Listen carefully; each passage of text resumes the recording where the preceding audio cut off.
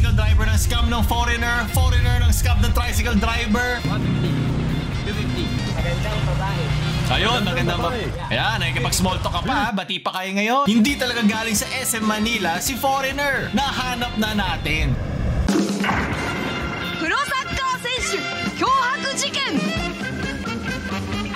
So kamakailan nagkaroon ng issue sa isang tricycle driver na sinasabi na sumingil daw na 1,000 from SM Manila papuntang Binondo Church. From Ermita or Manila, I'm here. SM Manila? Yeah. Kasi meron daw nagsabi na teller doon na from SM Manila. Tapos sabi, yes. Siyempre sabi naman itong foreigner na hindi alam kung nasan siya ngayon. Well, pangalan niya ay Saigin Loss. So, naiintindihan ko. Kasi marami sa comment section na sabi, sip-sip na ba kayo sa foreigner? Maawa na ba kayo sa nagtatrabaho tricycle driver? Kinat mo naman kasi yung mga sinabi niyo, pinag-usapan niyo. So nag-upload din yung vlogger ng isang uncut version, parang edits niya. Itong foreigner na to, naririnig naman yung mga nanggagaling sa news. Sinabi pa nga niya doon na recently there was some buzz in the media about a certain individual rat. Well, di ako natuwa na sinabi mo siyang rat kasi diba, baka scammer to scammer conversation lang yan. Isang Pinoy bait at isa naman na isang hustler na talagang dinadagdagan na sobra-sobra sa kailangan. Claiming I offered him 1,000 pesos. Let me set the record straight. I never agreed to any such amount initially, not even the proposed 250 pesos. In fact, I settled for the initial offer of 150 pesos understanding their situation. So parang naawa siya siguro. Yun na yung tip niya. However, when circumstances changed, I was willing to accommodate and offer 200 pesos, which I deem fair. Di ko naman ang ibig niya sabihin sa when circumstances change. Traffic ba? O nag-reroute ba sila? Hindi na siya nakasama dun sa video. So nag-insist daw na 250 pesos at dagdag yung tip. Ito na yung nakita na natin sa kanyang video. Kahit ano pang rason mo, syempre dapat kung ano yung nangyayari, yun ang pagtutuunan mo ng pansin, hindi yung mga bias natin. Kung galit ka sa mga foreigner na nagpipinoy baiting, mainis ka sa kanila. Pero ito ba yung puntong yun? Ito ba yung oras na yun para ilabas? Or naiinis ka sa mga Pilipino na nilalamangan ang mga taong hindi alam kung nasan sila, mainis ka sa kanila. So ngayon, inaalam natin ano yung nangyari talaga doon sa video. So simulan muna natin kasi meron pala YouTube video to para na makita natin kung papasa sa vibe check yung mga naganap. Kasi ang nag-viral na mayroong million views ayun sa TikTok. Manoorin natin itong video. Marketplace, bazaar. Yeah. Okay. How much? I like 150. Dito mukhang SM Manila sa akin. How much? 150. Huh? 150. 250. Ay po! Po 150 to 250 ang bilis. Natigdagan na 100 Pinoy Pride peso per second. One people. Oh, copy pa yan. Ang galing no. So ang dating dito, sinabi mo 150, 250, 1 people. So 250 na siya sa isang tao lang. Sinabi nilabas nga yung LGU na 16 pesos for the first kilometer, tas plus 5 pesos every succeeding 500 meters. Kada kalahating kilometro. Sige, tuloy mo na natin. So let's go. Malalaman din natin saan sila nagsimula. Okay. Ellen. So ito, dito sila nagsimula. Makita mo uncut siya. Simula dun sa sinakyan niya hanggang dito sa kantong to. Itong kantong to ay CM Recto. Hinanap ko tong Guillermo building na to. Sinearch ko pa. Lumiko sila pakanan. Pakanan ha, tandaan nyo ha. So pinanood ko muna.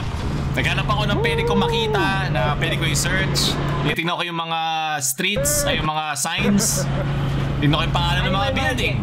Marketplace, bazaar. Oh, gusto kasi pumunta nitong vlogger sa isang bazaar. Ewan ko ba't dinala ni Kuya sa Binondo Church.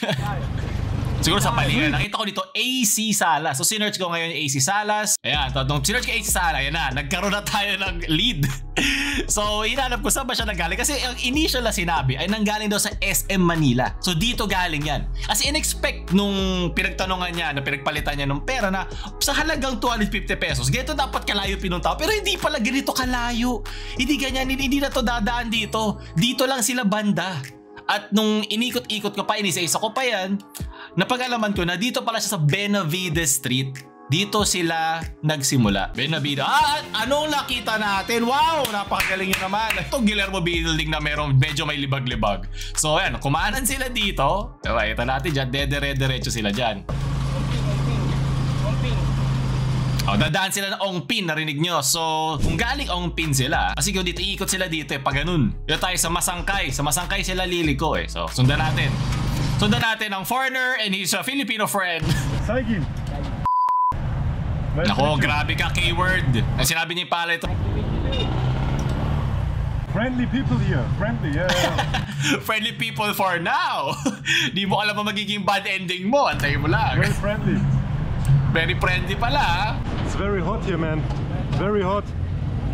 Ayun o, Benavides Street. Ay, taba doon sa enhance mo. 35 degrees or something. Oh, kaya mainit dito kasi maraming demonyo. Transformers. Welcome to Manila. Welcome to Philippines. Welcome to Philippines. Philippines nga, Philippines. Ito, tinignan ko to, itong likod niya na merong, ayun to, hinahanap ko. Sundan natin ha. Sundan nyo, huwag kayo mawawala. So, galing dito, yan, sa Soler. Kala ko lumiko siya, tulad ng sinabi ng Google. Saan lumiko dito sa Soler?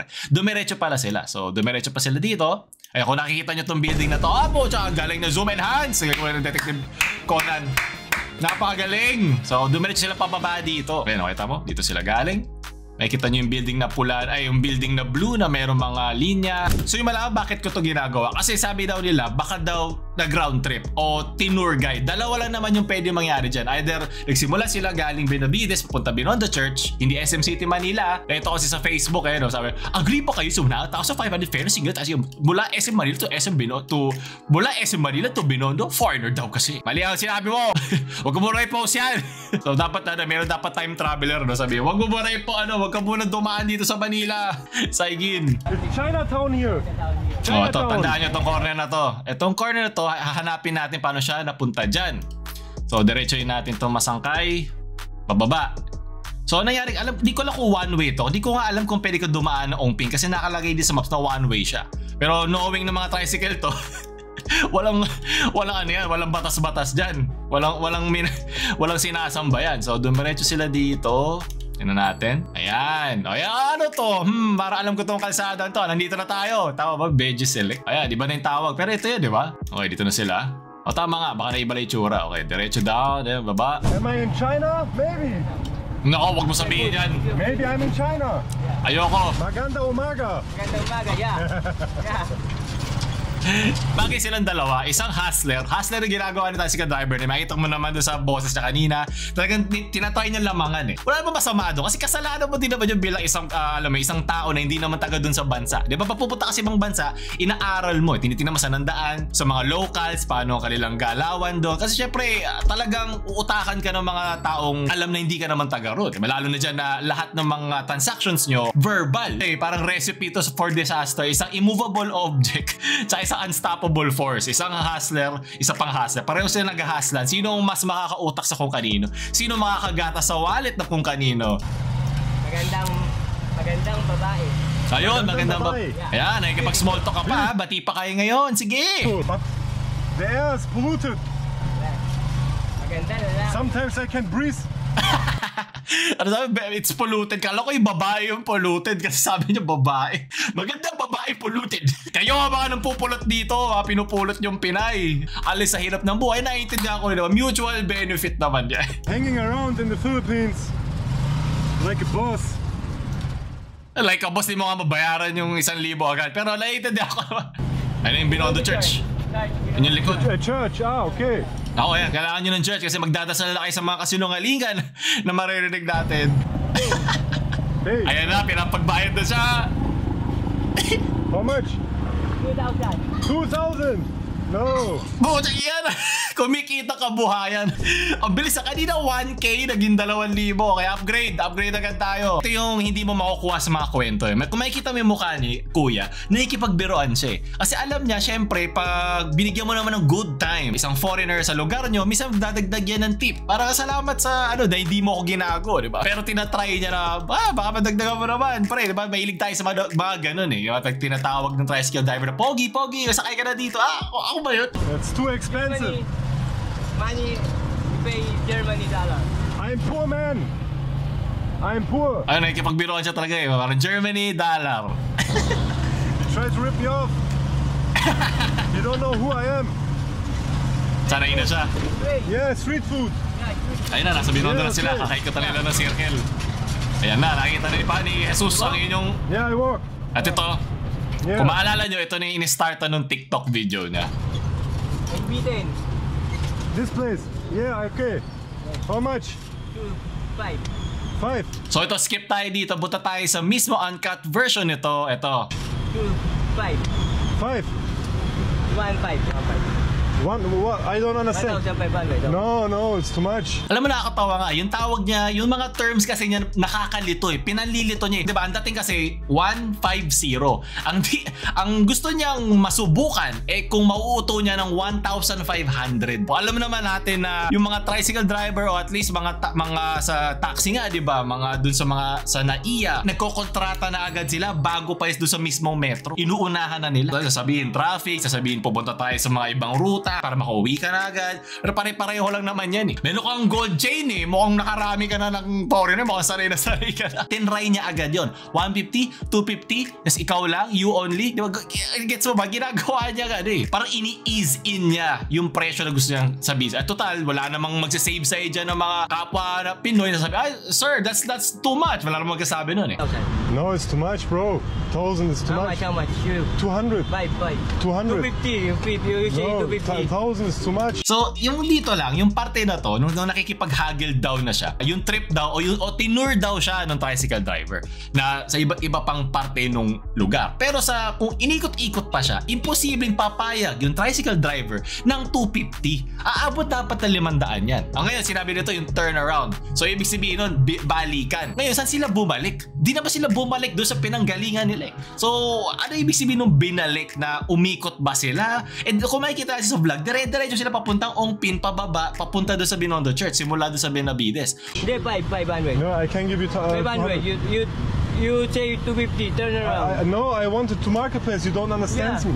You don't understand. Hindi kasi binabasa marketplace eh. Dinala siya sa Binondo Church para maalala mo muna, magdasal muna tayo sa mga gagawin nating kasalanan, mga fellow foreign friend. Ayun na, bumaba na si Kuya. 200, okay. 250. 200. 250. 200. 250. No, I say 250. Yeah. I said to you, I am poor man. 200, okay. Liar, huh? Liar. 50. 250, yeah. 250. Okay, yeah. Okay. O pumayag ng 250. By 5. Yung 5-5. Another 250, 500. Ginugulo niya talaga eh, no? Ano 250, 500? Ang sabi nga doon sa comment section, dapat nga daw kung simula lang sa Benavides papunta sa Binondo, mga around 80 lang. O, gawin mo na 100 kasi nga, syempre, parang tip mo na yun. Hindi mo kailangan mag-tip din sa Pilipinas. Pero siguro, goodwill mo na lang yun na hindi ka winala ng isang local doon sa lugar. You have change? Change. Alam ko na tong mukhang to eh. 250. Yung ginagawa mukha, kung nakikita mo yung mukha ng tricycle driver, alam mo yung ganitong mukha, ito yung alam mo tinatry niya eh. Kasi di naman outright yan eh. Susubukan mo lang kung madadaan mo siya dun sa trap mo, kung madadaan mo siya dun sa trap card mo, huli ka, foreigner, alam mo, gagatasin mo ako, gagatasin din kita. Wala daw. You have change? Yeah. Wala, barya eh. Barya, narinig yung challenge.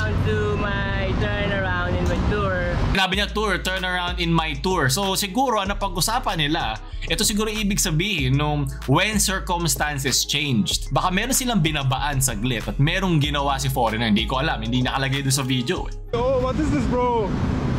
150. I go.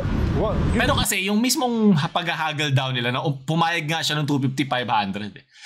Yun hanggang doon na lang yun. Pero 'di ba sinubukan pa rin niya 1,000. Paper money. Wait. I go change the money. I go change. Mga animal, ayan, animal house, animal. So ito, dito na yung part na nakipagpalitan siya dun sa kay ate. Dito rin sinabi na dito rin nagsimula kung bakit nila sinasabi na sa SM Manila daw siya nanggaling. Change the money for me. Ayan o. Kasi nagulat si ate eh. Yeah. 1, 2, 3, 4, 5. Wait. Ganito rin kami binenta. Ganito rin kami binenta ni Aguinaldo sa Treaty of Paris. Ganito rin. So how much for the Philippines? 1, 2, 3. Magkano alam ba tayo? $20 million lang Spanish commission. From $20 million to 500 pesos. You must always barya, sir, in the Philippines. Utak barya. Some other tricycle driver is not good. Yeah, they try to rip me off every time. Okay, there. Thank you. 250 is okay for this price? Ayun na. Where you been? 250 he wants. It's okay? No, Too much? too much. Too much. Where you come from? Pakiblur na lang rin yung mukha ni ate. Germany. You're here in Sabi ko. Philippines, sir. Yeah. Where you come? Ayun o. From Ermita or Manila, I'm here. SM Manila? Yeah. Ayun, sabi niya SM Manila, yeah, hindi ka galing SM Manila. Ang layo nun. Mas mahal pa yan. Baka talagang pumayag ka na talagang maging 500 yan kung galing ka talaga SM Manila. Medyo mas maiintindihan ko pa yun. Pero mataas talaga yung hinihingi sa niya. Almost wala.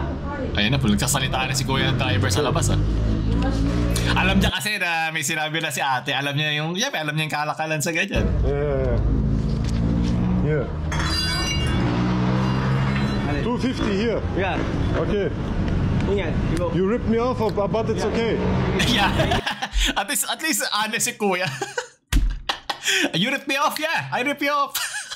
Di yata alam yung si Mino rip me off eh. Pero, di ba, 250 ang plus 100 pa yun. Kasi may binigay siya 100 din sa kanya, di ba? So, 350 nakuha ni kuya. Well, hindi yun worth. Hindi worth yung 350 para sa pamamahiya na nakuha ni kuya. Nagigets ko naman na nakakaasar. Sinabi ko rin doon na si Saigin ay parang gusto niya talaga yung ganito. Makikita yun doon sa mismong page niya. I'm the wet dream of every scammer. So, talagang gusto niyang mapunta doon. Talagang sinasagad niya. Mapunta siya sa isang tao na sasakyan yung ganong klaseng trip. Yung ganong klaseng panghahassle ng tao. Kasi hinahanap niya talaga yan. And avoid this man.